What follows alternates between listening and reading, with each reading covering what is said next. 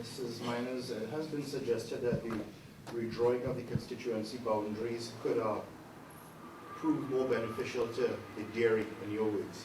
How do you respond to that? Well, I'm one that's always been open to challenges. That was the speak that was around in the last election, and as you know, the result proved completely different from that. So I've confirmed today that I will be running in the same constituency, that of Smiths North, and I'm up for the challenge. Have any of the concerns of the residents of that constituency changed, or do they reflect the concerns of the on a national level? On my canvassing trail, most of the concerns have reflected that of a national level. You do get the occasional concern pertaining to the overgrowth on Vesey Street, but that's a norm and it's addressed on a regular basis in my communication with the Parks Division. So in essence, it's more a broader community concern that is common to Smiths North. Has any concern been expressed to you with the construction, or the proposed construction of that warehouse facility on the marshlands at the back of the Highland construction property? No, that has not been an issue.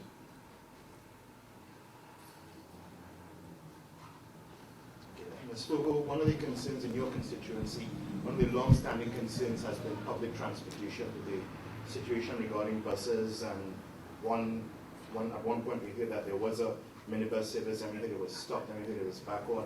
What is the situation with that? Has it been addressed? Well, in essence, much of that concern has been addressed.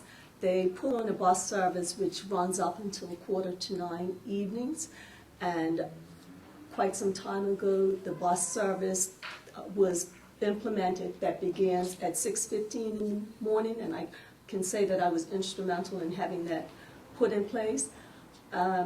We are still looking at facilitating, extending the bus service, but of course it has to be something that the stats prove to be feasible and that it is a service that is in response to community demand.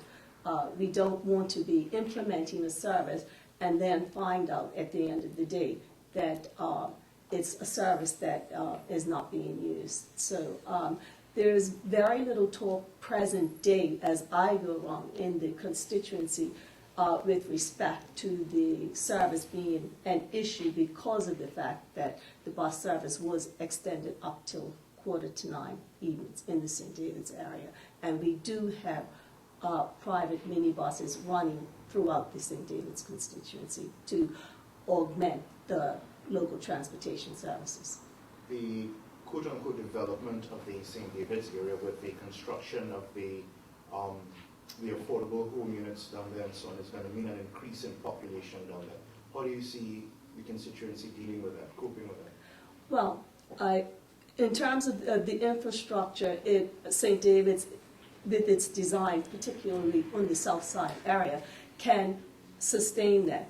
I must say that Harbour Village, I think that's what we're talking about, is not in constituency 3. It is in constituency 4, but I do get phone calls quite often from residents living in the constituency 4 area in St. David's. And I think one of the main concerns was whether or not, particularly transport, whether or not that would increase quite a bit. But thus far, I have not heard anything as people have moved into Harbour Village with respect to there being a nuisance factor. Indeed, quite some time ago, the road was redesigned in terms of increasing safety in that immediate area, and prior to that there were some, I guess, hiccups in terms of flow of traffic, but that has long since been counteracted.